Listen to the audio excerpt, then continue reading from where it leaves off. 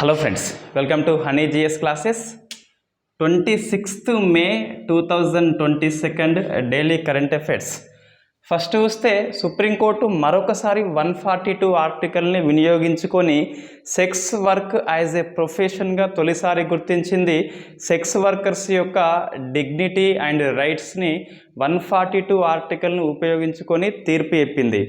మనకి ఇటీవల ఈ పెరా రివలన్ కేసు, అయోధ్య కేసులో 142 ఆర్టికల్ని ఉపయోగించుకుంది. సో మనకి ఏ సందర్భంలో ఈ ఆర్టికల్ ఉపయోగించుకుంది, 142 ఆర్టికల్ ఏం చెప్తుంది అని చెప్పేసి మనం అధ్యయనం చేయాల్సి ఉంటుంది. సో ఇంపార్టెంట్ ఆర్టికల్ మనకి ఫ్రీక్వెంట్లీగా వార్తల్లో వస్తుంది. నెక్స్ట్ సెకండ్ది బిల్ అనే ఒక ట్రైబల్ కమ్యూనిటీ 4 రాష్ట్రాల్లో ఉంటుంది. ప్రత్యేక రాష్ట్రంగా బిల్ ప్రదేశ్ అని చెప్పేసి ఆ 4 రాష్ట్రంలో ఉన్న 39 జిల్లాలతోని బిల్ ప్రదేశ్ అని కొత్త రాష్ట్రం ఏర్పాటు చేయమని ధర్నా చేస్తున్నారు. సో మనకి ఎట్లా ప్రశ్న వస్తుందంటే కొత్త రాష్ట్రాల ఏర్పాటు అని చెప్పేసి, లేకుంటే ఈ బిల్ యొక్క తెగ ఏ రాష్ట్రంలో ఉంది అని చెప్పేసి ప్రశ్న వస్తుంది. నెక్స్ట్ మూడవది యాసిన్ మాలిక్కి national investigation agency special Delhi court అనేది జీవిత ఖైదు, లైఫ్ టైం ప్రిజన్మెంట్ విధించింది. 10 lakhs ఏమో జరిమానా విధించింది.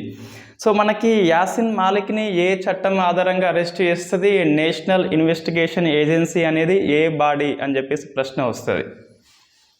ఎకనామీ చూస్తే ఈ crude, sunflower oil, soybean oil మీద ఇంపోర్ట్ డ్యూటీ, దిగుమ సుంకం ఏదైతే ఉందో సెంట్రల్ గవర్నమెంట్ రద్దు చేసింది. ఆ చర్య దేనికోసం అని చెప్పేసి మనం పేపర్ చదువుతుంటే దీన్ని స్కిప్ చేస్తాం జనరల్గా, ఇదేంటి అని చెప్పేసి. బట్ ఆ ద్రవ్యోల్బణం యొక్క నియంత్రణలో భాగంగా ఈ రెండింటి మీద దిగుమతి సుంకాన్ని రద్దు చేసింది. మన గ్రూప్ 1 మెయిన్స్లో ఇటీవల గవర్నమెంట్ యొక్క యాక్షన్స్ ఏంటి, ఇన్ఫ్లేషన్స్ని తగ్గించడంలో అంటే ఇది ఒక ఎగ్జాంపుల్ మనం రాసుకోవచ్చు.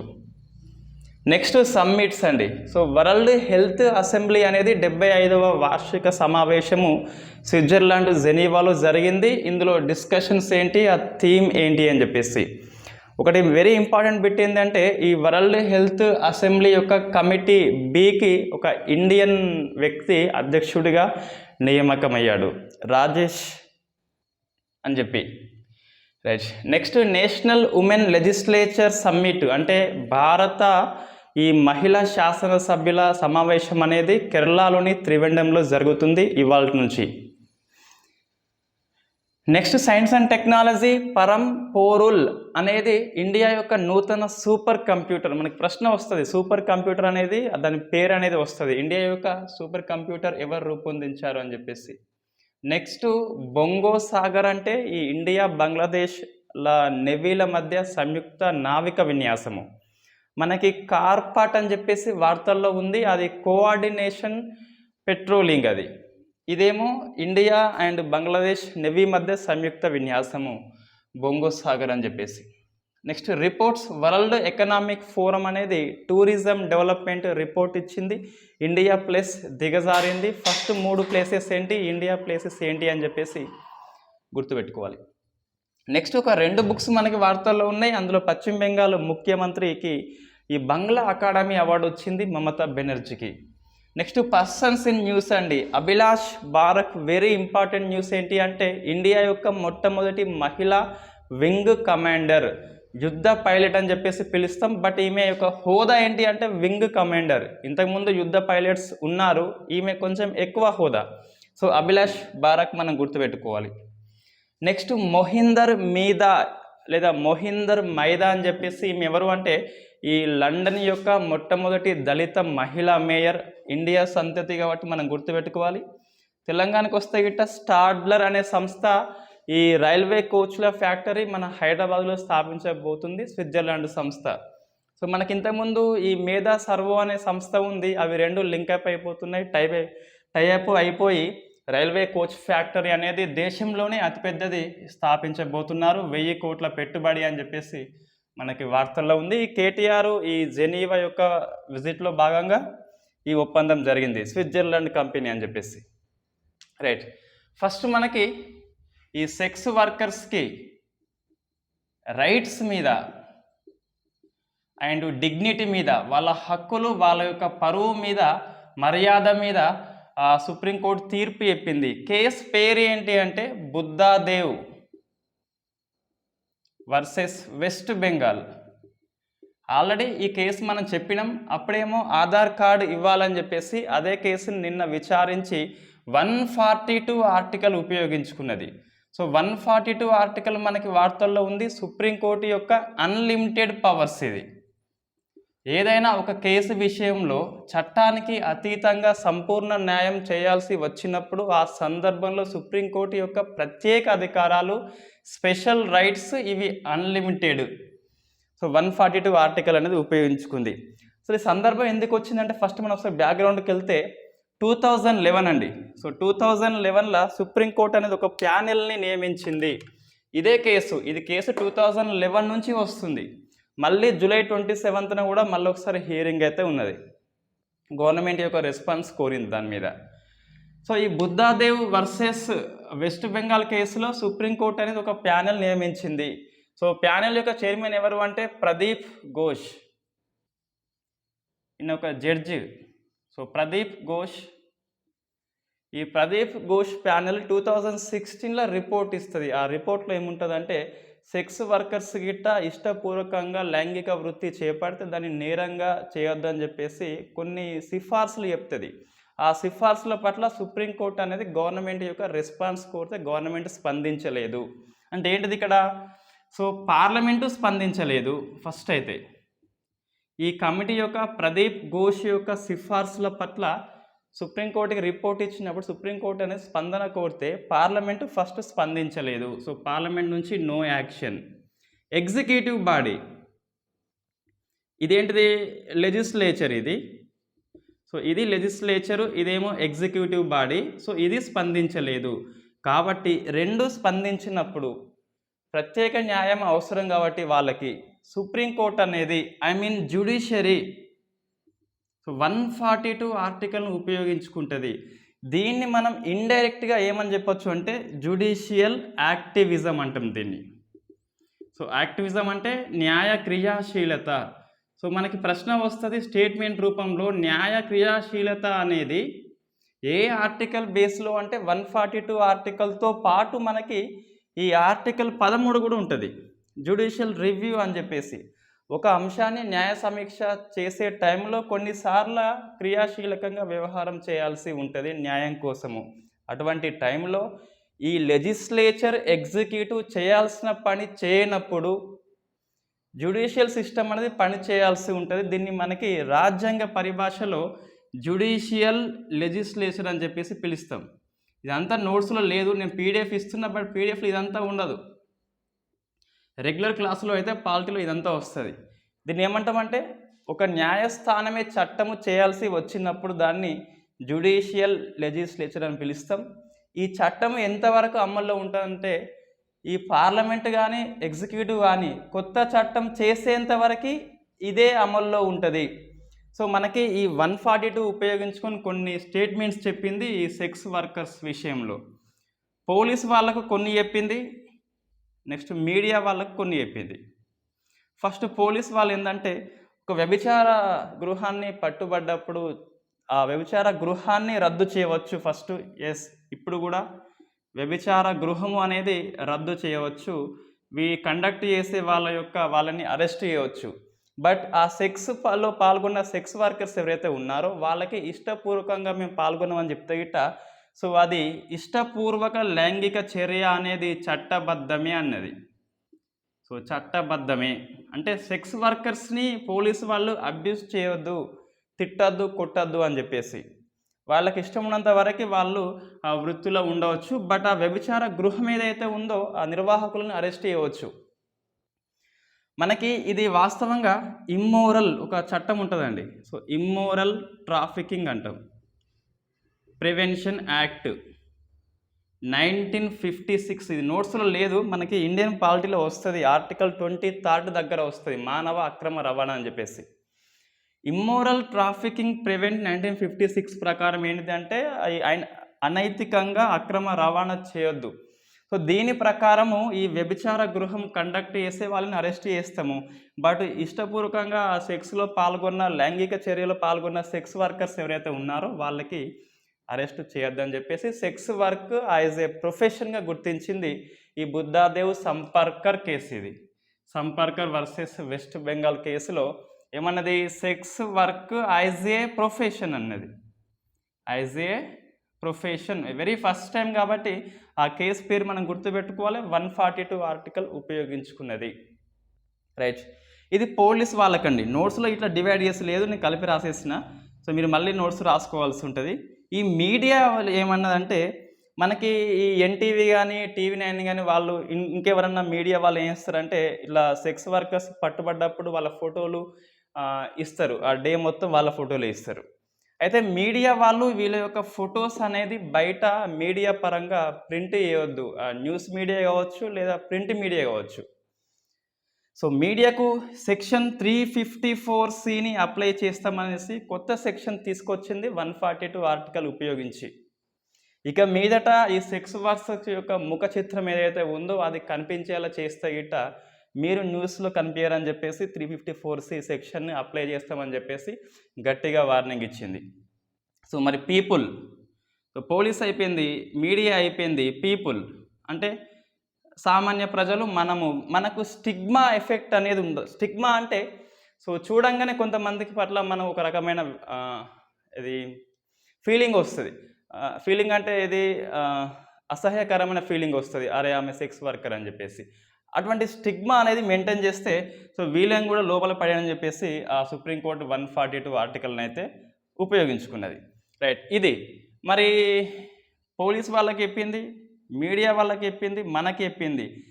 పార్లమెంట్కి ఏం చెప్పలేదా, ఎగ్జిక్యూటివ్ బాడీకి మినిస్టర్స్కి ఏం చెప్పలేదా అంటే ఏమన్నదంటే మీరు సెక్స్ వర్కర్స్ మీద చట్టము చేసేంత వరకు 142 ఆర్టికల్ని ఉపయోగించుకొని ఇటువంటి గైడ్లైన్స్ జారీ చేసినాం కదా, ఈ గైడ్లైన్స్ అనేవి అమల్లో ఉంటాయి. గవర్నమెంట్ ఇప్పుడు ఏం చేస్తుంది అంటే జూలై 27 లోపు రానున్న వర్షాకాల సమావేశంలో బిల్లు అయితే ప్రవేశపెట్టాల్సి ఉంటుంది. సెక్స్ వర్క్ని చట్టబద్ధంగా గుర్తించాల్సి ఉంటుంది. మేము గుర్తించమంటే ఇట్ట 142 ఆర్టికల్ అనేది అప్లికేబుల్ అవుతుంది, అంటే చట్టబద్ధమే అది. అందుకే 142 ఆర్టికల్ అంటే ఏంటిదంటే ఈ సోషల్ అంటే పార్లమెంట్ కానీ ఎగ్జిక్యూటివ్ బాడీ కానీ ఎటువంటి చర్య తీసుకున్నప్పుడు 142 ఆర్టికల్ని ఉపయోగించుకొని సంపూర్ణ న్యాయం చేయాల్సిన స్థితిలో వాళ్ళ మానవ గౌరవం ఉంటుంది. ఆర్టికల్ 21 ప్రకారం జీవించే హక్కు అనేది గౌరవంగా జీవించే హక్కు అని చెప్పేసి ఆర్టికల్ 21 ప్రకారం తీర్పు అనేది చెప్పింది బుద్ధాదేవ్ కేసులో. రైట్, ఇది మనకి 142 ఆర్టికల్. సో 142 ఆర్టికల్ని ఇటీవల ఏ సందర్భంలో ఉపయోగించింది అంటే ఒకటి అయోధ్య కేసు అండి. సో అయోధ్య కేసు మన నోట్స్ రాసినాం, అంతకుముందు ఓల్డ్ గ్రూప్లో ఉంటుంది, చూస్తే మీకు అర్థమవుతుంది. ఒక 20 పేజెస్ ఏమీ ఉంటుంది. దీంట్లో ఉపయోగించుకొని ఆ అయోధ్య భూమిని ఈ రామునికి ఇచ్చింది, ఈ అల్లాకి ఇచ్చింది. రైట్, ఒకటి. సెకండ్, మొన్న పెరా రివలన్ కేసులో కూడా దీన్ని ఉపయోగించుకొని అంటే 72 వర్సెస్ 161 ఆర్టికల్ మధ్య ఫైట్ జరుగుతుంది. తమిళనాడు క్యాబినెట్ అనేది గవర్నర్కి నివేదించింది క్షమాభిక్ష కోసము. సో మనకి మరూరం కేసు ప్రకారం అయితే గవర్నర్ కంపల్సరీ క్యాబినెట్ నిర్ణయాన్ని పాటించాలి క్షమాభిక్ష పిటిషన్ విషయంలో, మెర్సీ పిటిషన్ విషయంలో. వీడు సరే ఇతనే చేసిందంటే 161 ప్రకారం నిర్ణయం తీసుకోకుండా అతనికి లేని అధికారాలు ఆపాదించుకొని ఈ రాష్ట్రపతికి నివేదిస్తాడు. రాష్ట్రపతి పెండింగ్లో పెట్టేస్తాడు. సుప్రీంకోర్టు ఏమన్నదంటే అరే ఇదంతా కాదు కానీ సో 142 ఆర్టికల్ ఉపయోగించుకొని బయటకు పంపిస్తుంది పెరా రివలన్ కేసుని. రైట్, ఇక్కడ మనకి ప్రశ్న వస్తుందండి, రాష్ట్రాల అధికారాలని కేంద్రం చెలాయిస్తుంది, సమాఖ్య నిర్మాణం మీద ఎటువంటి ప్రభావం చూపుతుంది పెరా రివలన్ కేసు నేపథ్యంలో చర్చించమని చెప్పేసి ప్రశ్న వస్తుంది గ్రూప్ 1 మెయిన్స్లో. ఏమొస్తుందంటే పెరా రివలన్ కేసు నేపథ్యంలో సమాఖ్య నిర్మాణాన్ని చర్చించమని చెప్పేసి వస్తుంది. రైట్, ఇది. నెక్స్ట్ మూడవది సెక్స్ వర్కర్స్ యొక్క ప్రొఫెషన్ గురించి 142 ఆర్టికల్ అనేది ఉపయోగించుకున్నది. సో మనకి 3 సందర్భాలు ఉన్నాయి. ఇంకా మనకి యూనియన్ కార్బైడ్ కేసు అని చెప్పేసి భోపాల్ గ్యాస్ దుర్ఘటన అప్పుడు కూడా వాడుకొని వాళ్ళకి పరిహారం అనేది ఇస్తుంది 142 ఆర్టికల్ను ఉపయోగించుకొని.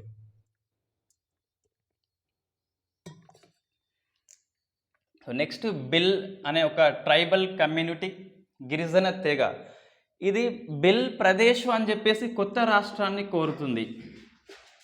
సో బిల్ ప్రదేశ్ మనకి ఎట్లా ప్రశ్న వస్తుందంటే ఈ బిల్ అనే తెగ ఏ ఏ రాష్ట్రాల్లో ఉంది అని చెప్పేసి ప్రశ్న వస్తుంది. ఒక గిరిజన తెగ మనకి వార్తల్లో ఉన్నప్పుడు కంపల్సరీ రాసుకోవాలి ఒక దగ్గర. సో ఇది మధ్యప్రదేశ్లో ఉంది, అండ్ రాజస్థాన్లో ఉంది, అండ్ గుజరాత్లో ఉంది, అండ్ మహారాష్ట్రలో కూడా ఉంది. సో 4 రాష్ట్రాల్లో ఉన్న 39 జిల్లాలు కలిపి, అంటే ఇంకా ఎక్కువనే ఉంటాయి, బట్ అందులో ఒక్కొక్క జిల్లా తీసుకొని మొత్తం 39 డిస్ట్రిక్ట్స్తోని బిల్ ప్రదేశ్ అనే కొత్త రాష్ట్రాన్ని ఏర్పాటు చేయమని ఈ బిల్ ప్రదేశ్ వాళ్ళు ధర్నా చేస్తున్నారు. రైట్. మనకి ఇటీవల డార్లంగ్ తెగ అనేది ఆ కుకీ తెగలో ఒక అంతర్భాగంగా చేర్చిన్లు, అది మనకి వార్తల్లో ఉంది. డార్లంగ్ కమ్యూనిటీ అని చెప్పేసి ఇటీవల వార్తల్లో ఉన్న ఒకానొక తెగ. రైట్. నెక్స్ట్ ఏంటి అంటే యాసిన్ మాలిక్ తీవ్రవాది. ఇది కాశ్మీర్ అండి, కాశ్మీర్ వేర్పాటువాది. సో కాశ్మీర్ని డివైడ్ చేయమని చెప్పేసి ఆజాదీ కాశ్మీర్ అని చెప్పేసి దానికి నాయకుడు ఈ యాసిన్ మాలిక్, ఇతన్ని ఉగ్రవాదిగా గుర్తించింది. ప్లస్ ఈ national investigation agency special court ఢిల్లీలోని పటియాలా కోర్టు, సో ఢిల్లీలోని పాటియాలా కోర్టు అనేది ఇతనికి జీవిత ఖైదు విధించింది. 10 lakhs ఎంతనో మొత్తం మీద జరిమానా అనేది విధించింది. సో లైఫ్ టైం ఇంప్రిజన్మెంట్ వేసింది. సో ఇతనికి ఏ నేరం మోపింది అంటే మనకి ఉగ్రవాదానికి ఫండింగ్ చేస్తున్నాడు అని చెప్పేసి ఈ ఫండింగ్ చేస్తున్నందుకు ఊపా చట్టము, అన్లాఫుల్ యాక్టివిటీస్ ప్రివెన్షన్ యాక్ట్ 1967 మనం నెంబర్ ఆఫ్ టైం అలా డిస్కస్ చేసినాం చట్టాన్ని. సో ఈ చట్టం ప్రకారము ఉగ్రవాదానికి టెర్రర్ ఫండింగ్ చేస్తున్నందుకు ఈ national investigation agency special court Delhi అనేది జీవిత ఖైదు అనేది విధించింది. సో మనకి ఇది డిస్కస్ చేసినాం ఆల్రెడీ. నేషనల్ ఇన్వెస్టిగేషన్ ఏజెన్సీ అనేది నేషనల్ ఇన్వెస్టిగేషన్ ఏజెన్సీ యాక్ట్ 2008 ప్రకారం ఏర్పడింది, చట్ట ప్రకారం ఏర్పడింది. కాబట్టి ఇది ఒక స్టాచ్యుటరీ బాడీ అని చెప్పేసి మనం పిలుస్తాం. సో దీనికి స్పెషల్ పవర్స్ ఉంటే స్పెషల్ కోర్టు ఉంటుంది, యాంటీ టెర్రర్ కోసం పనిచేస్తుంది ఇండియాలో. 2008 ఈ November 26 దాడి అనంతరము ప్రత్యేకంగా దీన్ని ఏర్పాటు చేసింది అప్పటి మన్మోహన్ సింగ్ ప్రభుత్వము, యూపీఏ ప్రభుత్వము, కాంగ్రెస్ ప్రభుత్వము. రైట్. నెక్స్ట్ ఎకానమీ అండి. ఈ సన్ఫ్లవర్, క్రూడ్ సన్ఫ్లవర్ అంటే ముడి సన్ఫ్లవర్ యొక్క దిగుమతి మీద, ప్లస్ సోయాబీన్ ఆయిల్ మీద. సో ఈ రెండు మనము ఎక్కువ రష్యా అండ్ ఉక్రెయిన్ నుంచి ఇంపోర్ట్ చేసుకుంటాం. దీని మీద ఇంపోర్ట్ డ్యూటీ అనేది ఇన్ని రోజులు ఉన్నది. ఇంపోర్ట్ డ్యూటీ అంటే ఏంటిది అంటే దిగుమతి సుంకం అనేది ఉంటుంది. దాని ఆధారంగా మనకి రేట్స్ అనేది పెరుగుతుంది. జనరల్గా ఒక వస్తువు అనేది విదేశీ నుంచి వచ్చింది అంటే గవర్నమెంట్ ఇంపోర్ట్ డ్యూటీ విధిస్తుంది. ఆ డ్యూటీ ఆధారంగా ఆ వస్తువు యొక్క రేట్ అనేది మనకి ఎక్కువ పెరుగుతుంది. ఇప్పుడు ఈ డ్యూటీ అనేది స్క్రాప్ చేసింది. స్క్రాప్ మీన్స్ మొత్తము ఇది రద్దు చేసింది, బ్యాన్ చేసింది. కాబట్టి రేట్స్ తగ్గుతుంది. ఈ చర్య ఎందుకోసం అంటే సో రష్యా ఉక్రెయిన్ యుద్ధం జరుగుతుంది కాబట్టి ఇవి రావడం కష్టం కాబట్టి వాళ్ళు రేటు పెంచిండ్రు. మనం ఇంపోర్ట్ డ్యూటీ ఇంకా పెంచితే ఆ కాస్ట్ ఎక్కువై ద్రవ్యోల్బణం ఎక్కువ అవుతుంది. సో ఇప్పుడు ద్రవ్యోల్బణం అనేది మనకి రికార్డ్ లెవెల్లో వస్తుంది కాబట్టి ఆ ద్రవ్యోల్బణం యొక్క నివారణ కోసము గవర్నమెంట్ చర్య ఇది. సో గవర్నమెంట్ చర్య మనకి ఇట్లా ప్రశ్న వస్తుందండి. ఇటీవల ఈ సన్ఫ్లవర్ సోయాబీన్ ఆయిల్ యొక్క ఇంపోర్ట్ డ్యూటీ ప్రభుత్వం రద్దు చేసింది. దీని ప్రతిఫలము అని చెప్పేసి ద్రవ్యోల్బణము తగ్గుతుంది, ద్రవ్యోల్బణము పెరుగుతుంది, ద్రవ్యోల్బణం మార్పు ఉండదు, ఏది కాదు అని చెప్పేసి ఆన్సర్ చేయండి. సో ఫస్ట్ ఏంటి అంటే ద్రవ్యోల్బణం తగ్గుతుంది, ఒక ఆన్సర్. సెకండ్ది ద్రవ్యోల్బణము పెరుగుతుంది. మూడవది ద్రవ్యోల్బణంలో మార్పు ఉండదు. ఈ చర్య యొక్క ఫలితం ఏంటి అని చెప్పేసి 4 నన్, ఏది కాదు. ఇది ఒకటి. మనకి ద్రవ్యోల్బణం మీద నెంబర్ ఆఫ్ అప్లికేషన్స్ బిట్స్ తయారు చేయవచ్చు. ఈ క్రింది వాటిలో ద్రవ్యోల్బణాన్ని పెంచే పెంచేది చర్య 1 ప్రజలు బ్యాంకుల్లో డిపాజిట్ చేయడము. ఇది ఏ అనుకోండి. డిపాజిట్ చేయడము. బి బ్యాంకుల నుంచి ఆర్బీఐ అప్పు చేయడము. సో ఆర్బీఐ అప్పు చేయడము. మూడవది ఆర్బీఐ అనేది కొత్త ద్రవ్యాన్ని ముద్రించడము. సో కొత్త ద్రవ్యాన్ని ముద్రించడము. 4 సరే 3 వేసుకొని సి వేసుకొని ఈ ఫస్ట్ది, సెకండ్ది, థర్డ్ది, ఫోర్త్ది మీరే ఆన్సర్స్ రాసుకొని మొత్తం మీద ఏనా, బియా, సియా, ఏబిసియా, ఏబిబిసి, ఏసి అని చెప్పేసి కింది వాటిలో ఏ చర్య అనేది ద్రవ్యోల్బణాన్ని పెంచుతుంది. సో మనం గుడ్డిగా చూసుకోవాలండి. ద్రవ్యోల్బణం అనగానే డబ్బు ఎక్కువ, ఎంత ఎక్కువ ఉంటే అంత ద్రవ్యోల్బణం వస్తుంది. అది మైండ్లో పెట్టుకోవాలి. సో డబ్బు తక్కువ ఉంటే ద్రవ్యోల్బణం ఆటోమేటిక్గా తగ్గిపోతుంది. కాబట్టి ఆర్బీఐ ఏం చేస్తుంది అంటే వడ్డీ రేట్లు పెంచుతుంది ఎక్కువ. సో మనం అప్పు తీసుకోం కాబట్టి డబ్బు ఉండదు కాబట్టి తగ్గిపోతుంది అని చెప్పేసి మనకి రెపో రేటు 40 బేస్ పాయింట్స్ పెంచింది. నెక్స్ట్ జూన్లో మీటింగ్ ఉన్నది, నెక్స్ట్ ఇంకొక బై మంత్లీ మీటింగ్ అని చెప్పేసి అప్పుడు ఇంకా పెంచుతుంది. 4.4 ఎంతో ఉన్నది 6 వరకు చేసి పడేస్తుంది. అది రైట్. నెక్స్ట్ తర్వాత సమ్మిట్స్ అండి. సో వరల్డ్ హెల్త్ సమ్మిట్ ఇది 75th. సో మనకి ఈ కోవిడ్-19 అనంతరము ఈ పర్సనల్గా వ్యక్తులు అటెండ్ అయిన ఫస్ట్ మీటింగ్ అని చెప్పేసి మనం దీన్ని పిలుస్తాం. సో వరల్డ్ హెల్త్ అసెంబ్లీ, ప్రపంచ ఆరోగ్య సభ అని చెప్పేసి దీన్ని పిలుస్తాం. ఇది వాస్తవంగా వరల్డ్ హెల్త్, ప్రపంచ ఆరోగ్య సంస్థ ఏదైతే ఉందో దీని యొక్క decision making body. So decision making body అంటే నిర్ణయాధికార సంస్థ అని చెప్పేసి వరల్డ్ హెల్త్ అసెంబ్లీని పిలుస్తాం. నిర్ణయం తీసుకోవాలంటే ఇందులో సభ మీటింగ్ పెట్టి తీసుకుంటుంది. 194 మెంబర్ స్టేట్స్ ఉన్నాయి మనకి. యుఎన్ఓలో ఇవి ఉంటే అవే ఉంటాయి ఇక్కడ. సో దీని వెన్యూ ఏంటి అంటే WHO అయింది అంటే కంపల్సరీ జెనీవానే ఉంటుంది. సో జెనీవా ఎక్కడ ఉంది అంటే స్విట్జర్లాండ్లో ఉంది. ఇక్కడ మనకి మళ్ళీ వరల్డ్ ఎకనామిక్ ఫోరం అని చెప్పేసి స్విట్జర్లాండ్లోని దావోస్లో జరుగుతుంది. దావోస్ అక్కడే, జెనీవా కూడా అక్కడనే ఉంటుంది. మన కేటీఆర్ పోయిండు, ఈ మన్సుఖ్ మాండవీయ వేయండు, పీయూష్ గోయల్ వేయండు మన ఇండియా నుంచి. రైట్. మన ఏపీ సీఎం కూడా జగన్ పోయినట్టున్నది. ఇది వెన్యూ అండి. సో థీమ్ ఏంటి అంటే పీస్ ఫార్ హెల్త్. ఏంటిది అర్థం? ఇది ఆరోగ్యం కోసం శాంతి, health for peace. So health for peace ఇదేంటిదంటే శాంతి కోసము ఆరోగ్యము, ఆరోగ్యం కోసము శాంతి, శాంతి కోసం ఆరోగ్యం అని చెప్పేసి పిలుస్తున్నాం. ఇది థీమ్ అండి. దీనిలో నిర్ణయాలు ఏం తీసుకున్నారంటే, సో దీనికంటే ఒక ఇద్దరి ఎన్నిక జరిగింది, అది ఇంపార్టెంట్. ఒకటి WHO యొక్క డైరెక్టర్ జనరల్ అధినేత టెడ్రోస్ తిరిగి ఎన్నికయ్యాడు సెకండ్ టైము.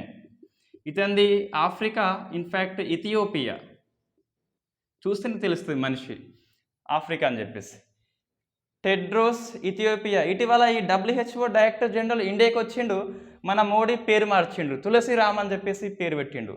టెడ్రోస్ కొంచెం కఠినంగా ఉంది అని తులసిరామ్ అని ఈజీగా ఉంటుందని ఆ పేరు పెట్టిండు నరేంద్ర మోడీ మన ప్రధానమంత్రి, WHO యొక్క డీజీ. నెక్స్ట్ ఈ WHOలో ఈ WHA అని చెప్పేసి వరల్డ్ హెల్త్ అసెంబ్లీ 2 కమిటీలు ఉంటాయి పని చేసేందుకు. అందులో కమిటీ ఏ ఉంటుంది, కమిటీ బి ఉంటుంది. కమిటీ ఏ మనకు అవసరం లేదు, కమిటీ బికి మాత్రం మన ఇండియన్ వ్యక్తి, మన కేంద్ర ఆర్థిక శాఖ సెక్రటరీ కార్యదర్శి రాజేష్ భూషణ్. సో ప్రశాంత్ భూషణ్ వేరు, ఆయన ప్రముఖ న్యాయవాది. ఈయనేమో రాజేష్ భూషణ్ అని చెప్పేసి ఎన్నికయ్యాడు. కమిటీ చైర్మన్గా వరల్డ్ హెల్త్ అసెంబ్లీ యొక్క కమిటీ బికి ఎన్నికయ్యాడు. ఈ కమిటీ బి ఏం చేస్తుందంటే జస్ట్ ఇది ఆర్థిక అండ్ పరిపాలన చూసుకుంటుంది. So administrative and economic policy అనేది చూసుకుంటుంది. ఇదేమో ఆరోగ్యము అండ్ సాంకేతిక అంశాలు చూసుకుంటుంది. ఆరోగ్యము సాంకేతిక అంశాలు కమిటీ చైర్మన్ ఎవరంటే మనకు అవసరం లేదు. సో మీరు కావాలంటే గూగుల్ సెర్చ్ చేస్తే 100% పేరు వస్తుంది, రాసుకోవచ్చు. అది అవసరం లేదు. ఇండియా కాదు, మళ్ళీ కొత్తగా కూడా అపాయింట్మెంట్ కాలే కాబట్టి. సో ఇది మనకి వరల్డ్ హెల్త్ అసెంబ్లీ యొక్క 79th వార్షిక సమావేశము. నిన్న నోట్స్లో ఇవి 2 పేర్లు మనం ఇచ్చినాం ఆల్రెడీ, ఈ సబ్మిట్ లేదు నిన్న. రైట్. మనకి WHO మనకి తరచుగా వార్తల్లో ఉంది. ఇటీవల జనవరి నుంచి చూస్తే ఎక్కడ వార్తల్లో ఉంది అంటే WHO యొక్క ట్రెడిషనల్ మెడిసిన్ సెంటర్ మనకి ఇక్కడ జామ్నగర్లో కట్టబడింది. సో గుజరాత్లోని జామ్నగర్లో ఆయుర్వేదిక కార్యాలయము. అప్పుడే మనకు వచ్చిండు టెడ్రోస్. ఇది ఒకటి రీసెంట్లీ మనకి ఉన్నది. సెకండ్ చూస్తే గిట ఈ WHO అనేది కోవిడ్-19 యొక్క డెత్ని అంచనా వేసింది అంటే క్యాలిక్యులేషన్ చేసింది. మొత్తం ప్రపంచవ్యాప్తంగా చూస్తే 14.9 మిలియన్స్ చనిపోయినట, ఆల్మోస్ట్ 15 మిలియన్స్ అండి. ఇందులో ఇండియానే 4.7 మిలియన్స్, అంటే ఆల్మోస్ట్ 1/3 అని చెప్పేసి మనం చెప్పొచ్చు. ఇది 15 తీసుకోండి, ఇది 5 తీసుకోండి, ఇబ్బంది ఏముంటుంది కాబట్టి. సో 15లో 5 కాబట్టి 1/3 ఇండియా నుంచే. ఇండియా ఏమంటుంది, ఇదంతా అబద్ధం, మీరు 47 lakhs అంటున్నారు, మేము 5.24 lakhs అంటున్నాం. ఆల్మోస్ట్ ఎంత, 10 రెట్లు. మరీ లెక్క చేసి 9 పాయింట్లో అయిపోద్దు, ఇట్లుంటే వచ్చినప్పుడు జనరల్గా తీసుకోవాలి. సుమారుగా 10 రెట్లు, సుమారుగా 1/3. ఇది ఇండియా స్టాటిస్టిక్స్, ఇదేమో WHOది. మీకు లెక్కలు రావని చెప్పేసి మన్సుఖ్ మాండవ్య మన ఆరోగ్య శాఖ మంత్రి అంతకుముందు ఒకసారి ట్వీట్ చేసిండు. రైట్. నెక్స్ట్ ఇంకా ఇక్కడ వార్తల్లో ఉన్న WHO అంటే కోవాక్సిన్ అనేది మన భారత్ బయోటెక్ తయారు చేసింది. ఆ కోవాక్సిన్ని ప్రపంచ సరఫరా నుంచి తొలగించేసింది WHO అనేది. అది మనం గుర్తుపెట్టుకోవాలి. ఇది WHO ఇటీవల మనకి వార్తల్లో ఉన్న సందర్భాలు జనవరి నుంచి చూస్తే. Next national women legislature summit. So జాతీయ శాసనసభ మహిళలు ఎవరైతే ఎమ్మెల్యే ఎంపీలు ఉన్నారో ఇండియా మొత్తంలో, వాళ్ళందరూ పోయి కేరళలో మీటింగ్ పెట్టుకుంటున్నారు. త్రివేండము లేదా తిరువనంతపురం అని చెప్పేసి. తిరువనంతపురము. ఎవరు, జాతీయ మహిళా శాసన సభ్యులు అన్నప్పుడు ఎంపీ వస్తారు, ఎమ్మెల్యే వస్తారు. రాజ్యసభ, లోక్సభ, శాసన మండలి మొత్తం మీద శాసన సభ్యులై ఉండాలి, మహిళలై ఉండాలి. సో కేరళలో మీటింగ్ థీమ్ ఇంకా మనకేం తెలియదు. ఈరోజు రాష్ట్రపతి ప్రారంభిస్తున్నాడు, ఇవాళ ఇది.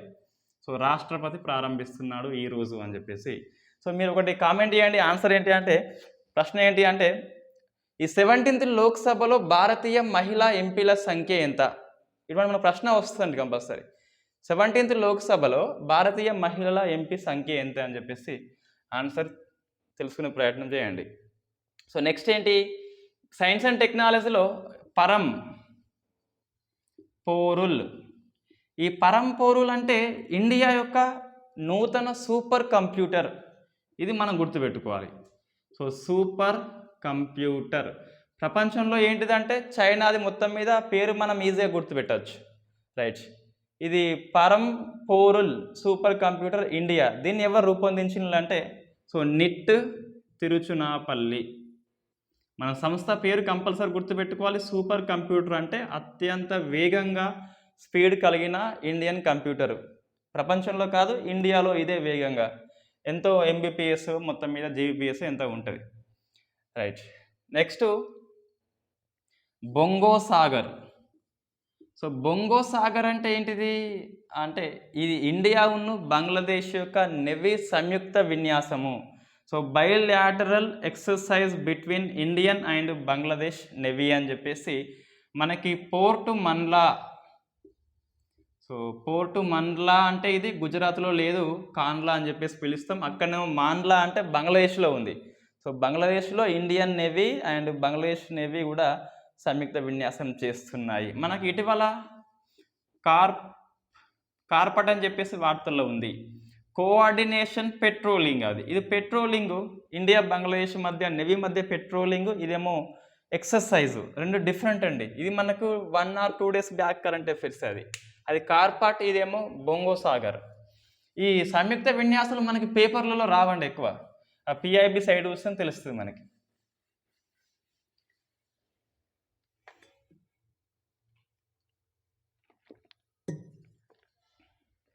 నెక్స్ట్ వరల్డ్ ఎకనామిక్ ఫోరం అనేది సమ్మిట్ జరుగుతుంది మనకి ఈ స్విట్జర్లాండ్లోని దావోస్లో. ఇక్కడ మనకి ఒక ట్రావెల్ అండ్ టూరిజం అనే రిపోర్ట్ ఇచ్చింది. రిపోర్ట్ 2021ది, 22 కాదు, ఆ ఇయర్ పెద్ద అవసరం లేదు, కానీ మనకి ఎవరు ఫస్ట్ ఉన్నారు, ఎవరు ఇండియా ప్లేస్ అని చెప్పేసి గుర్తుపెట్టుకోవాలి. సో 1, 2, 3 ఈ ముగ్గురు సేమే అండి. వీళ్ళ స్కోరు 10 pointsకి 5.6 ఎంతో వచ్చింది మొత్తం మీద. సో జపాన్ ఫస్ట్ ఉంది, USA and Spain. So Japan, USA, Spain అని చెప్పేసి 3 కూడా ప్రథమ స్థానం ఆక్రమించినాయి ఒకటేసారి. సో ఇండియా ర్యాంక్ 54 అయింది. ఇండియా 117 కంట్రీస్ ఉంటే 54 అనేది ప్లేస్ ఉంది. అయినప్పటికీ అంటే లాస్ట్ ఇయర్ చూస్తే 2019లో అట 46 అట. సో ర్యాంక్ పెరిగింది అంటే పర్ఫార్మెన్స్ మనది తగ్గినట్టే ఇండియాది. టూరిజం గురించి అంటే ఎక్కువ మంది వస్తలేరు ఇండియాకి, రైట్. బట్ ఇప్పటికి స్టిల్ ఈ సౌత్ ఏషియా, దక్షిణ ఏషియాలో ఇండియానే ఫస్ట్ ప్లేస్ అట.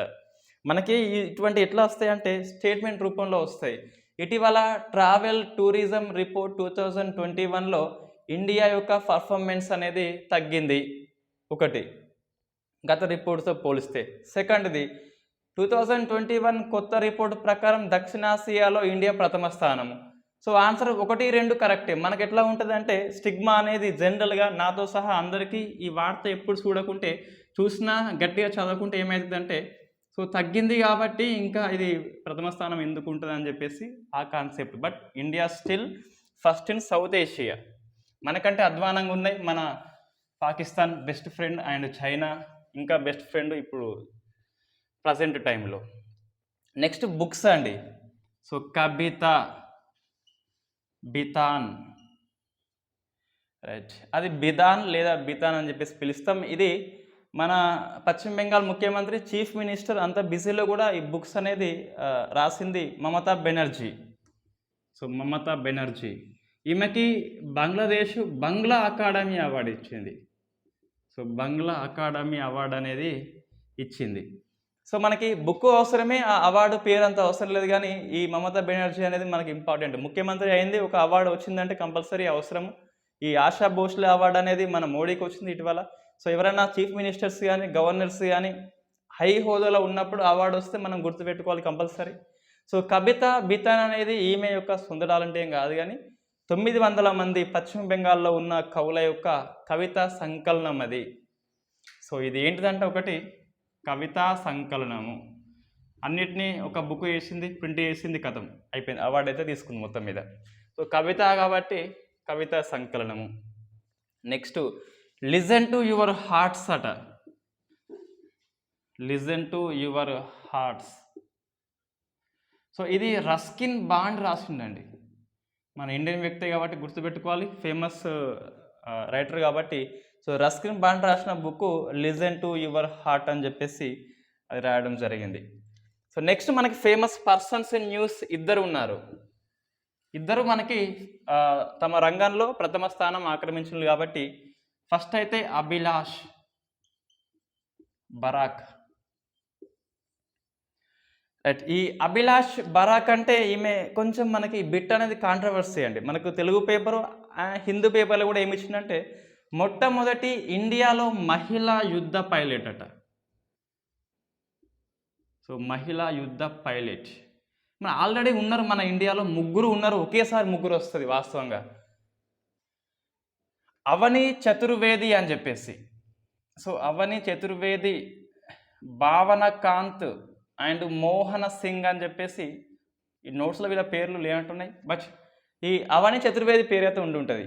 వీళ్ళు 3 కూడా తొలి మహిళా యుద్ధ పైలట్స్ ఇన్ ఇండియా. ఇంకా మన ఫేమస్ రఫేల్ యుద్ధ ఫ్లైట్ని నడిపింది అయితే శివంగి సింగ్ అని చెప్పేసి మనం ఆల్రెడీ డిస్కస్ చేసినాం. ఇది ఎక్కడ అంటే ఈ ఇండియన్ ఎయిర్ ఫోర్స్ యొక్క శకటానికి రిపబ్లిక్ డేన ఈమె నేతృత్వం వహిస్తుంది, శివంగి సింగ్. ఇటువంటి గౌరవం పొందిన ఫస్ట్ యుద్ధ పైలట్ ఎవరంటే లేడీలో శివంగి సింగ్ అని చెప్పేసి మనకి ఫేమస్ బిట్ అది. కాబట్టి సో మరి వీళ్ళు ఉన్నారు, 4 members already are there. But మరి ఈమె ఏంటిదంటే ఐ థింక్ ఈమెకి ఏంటంటే ఒక హోదా ఎక్కువ వచ్చింది ఈమెకి. ఈ నాసిక్లో ఉన్న కంబ్యాట్ ఏవియేటర్ ట్రైనింగ్ స్కూల్లో శిక్షణ పొందింది. సో కెప్టెన్ హోదా వచ్చింది, వింగ్స్ కమాండర్ అని చెప్పేసి పిలుస్తాం. సో వింగ్స్ కమాండర్ ఈమె హోదా.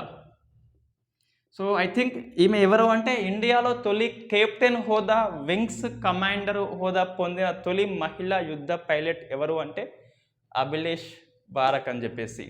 నాట్ ఓన్లీ యుద్ధ పైలట్ ఇక్కడ అంటే కంబ్యాట్ పైలట్ ఏం కాదు, ఫైటర్ కాదు, ఇక్కడ ఆల్రెడీ ఉన్నారు ఇక్కడ వీళ్ళు వింగ్స్ కమాండర్ అని చెప్పేసి ఆ హోదా పొందిన తొలి మహిళ అభిలాష్ బరాక్. ఇన్ఫ్యాక్ట్ వీళ్ళ నాన్న కూడా వింగ్స్ కమాండర్ హోదా పొందిండు. నెక్స్ట్ మొహిందర్ మైదా. సో మన ఇండియన్ సంతతి మహిళ ఈమె. మైదా లేదా మిదా. సో ఎందుకు మైదా లేదా మిదా అంటే ఇన్ఫ్యాక్ట్ ఇది హిందూ పేపర్ కాబట్టి మనకి ఇంగ్లీష్ ఎక్కువ రాదు కాబట్టి అది మిదా అనుకోవచ్చు లేదా మైదా అనుకోవచ్చు. ఇన్ఫ్యాక్ట్ ఈమె ఇంగ్లాండ్లో ఒక నగరానికి తొలి దళిత మేయర్గా ఎన్నికైంది. సో తొలి దళిత మహిళా మేయర్. మన ఇండియా సంతతి వాళ్ళు ప్రపంచవ్యాప్తంగా రికార్డ్ సృష్టిస్తే మనకి ఎగ్జామ్లో వస్తుంది. నెక్స్ట్ స్టాడ్లర్ ఒక సంస్థ అండి, ఇది స్విట్జర్లాండ్ సంస్థ. సో మన హైదరాబాద్లో ఈ రైల్వే కోచ్ ఫ్యాక్టరీ స్థాపించబోతుంది 1000 కోట్లతోని. మనకి ఆల్రెడీ మేధో సర్వే అని చెప్పేసి ఒక సంస్థ ఉన్నది, ఇది 500 కోట్లు అన్నది అంతకుముందు. ఇండియాలోనే అతిపెద్ద రైల్వే కోచ్ ఫ్యాక్టరీ అన్నది. సో దీంతో టైఅప్ అయి ఇవి రెండు కలిసి ఇంకా పెద్ద ఫ్యాక్టరీ స్థాపించబోతున్నాయి. ఇండియా మొత్తంలోనే అతిపెద్ద రైల్వే కోచ్ ఫ్యాక్టరీ. సో మన కేటీఆర్ ఏమన్నాడు అంటే యంగ్ అండ్ డైనమిక్ లీడరు. ఆయనే మేము ప్రభుత్వ రంగంలో రైల్వే కోచ్ ఫ్యాక్టరీ స్థాపించమని చెప్పేసి 20 ఏళ్ళుగా సెంట్రల్ గవర్నమెంట్ని రిక్వెస్ట్ అడిగితే ఇవ్వలేదు, ఒక విదేశ సంస్థ వచ్చిందని చెప్పేసి ఒక ట్వీట్ అయితే వేసిండు మన కేటీఆర్. సో ఇది మనకి ఈరోజు 26 మే కరెంట్ అఫైర్స్. తెలంగాణ ఉద్యమాన్ని నేను హాస్పిటల్ వెళ్తున్నా కాబట్టి రేపు చెప్పుదాం. సో పెద్ద మనుషుల ఒప్పందము, తెలంగాణ ప్రాంతీయ కమిటీ పెద్ద మనుషుల ఒప్పందం ఉల్లంఘనలు, తెలంగాణ ప్రాంతీయ కమిటీ ఉల్లంఘనలు 2 క్లాస్ ఒకేసారి చేస్తే ఈ 2 డేస్ది కవర్ అయిపోతుంది. Thank you very much.